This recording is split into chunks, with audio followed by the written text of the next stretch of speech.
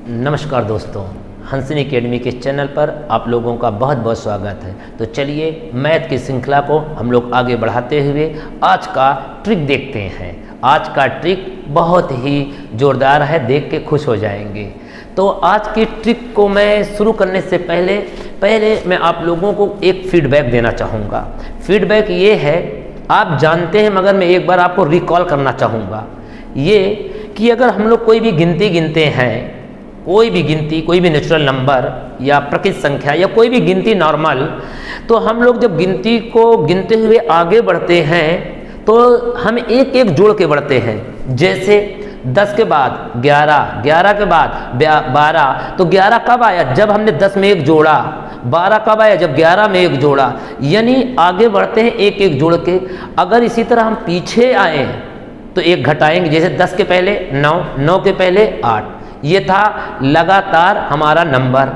अगर इसी पे कहता कि हमारा सम संख्या, सम आप जान ही रहे हैं जिसमें जो 2 से डिवाइड हो जाए, जैसे 2, 4, 6, 8, 10, तो अगर सम संख्या पूछे तो हम उसमें 2 जोड़ जोड़ के बढ़ते हैं। जैसे 8, 8 के बाद 10, 10 के बाद 12, ये सम है। विषम क्या होती है? जैसे 1, 3, 5, 7, 9, इसमें भी 2 जोड़ के आगे बढ़ते हैं और 2 घटा के पीछे आते हैं। जैसे हम कहें 15, 15 के बाद 17, 17 के बाद 19। यानी अगर लगातार पूछे तो एक जोड़ते हैं, और अगर सम और विषम पूछे, जिसे ऑड और इवन कहते हैं, तो हम 2 जोड़ के आगे बढ़ते हैं। अब ये ट्रिक समझ में आ जाएगी। देखिए, हमने यहाँ कहा है लगातार 7 संख्याओं का योग 147 है, तो सबसे बड़ी संख्या क्या होगी?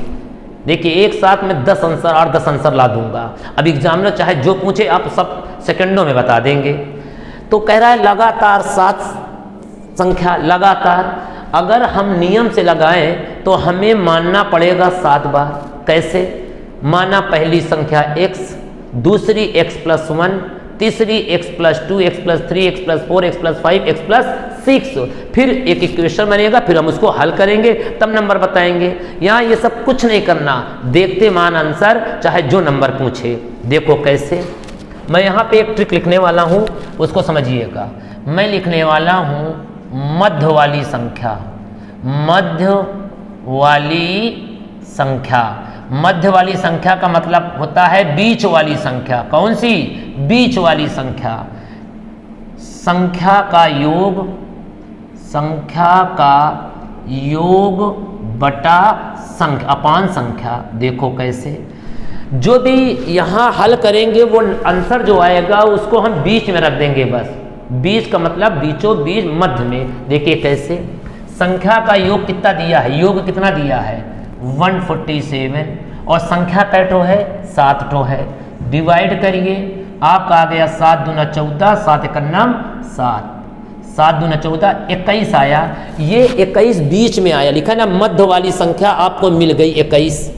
और संख्या आपके पास टोटल 7 थी। 7 लाइन खींच लो। देखो 1, 2, 3, 4, 5, 6, 7।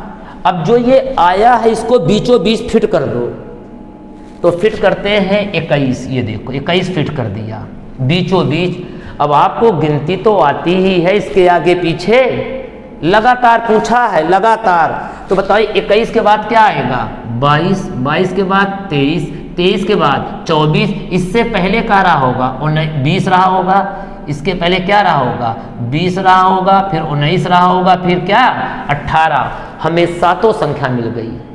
अब बताइए सबसे बड़ी संख्या 24।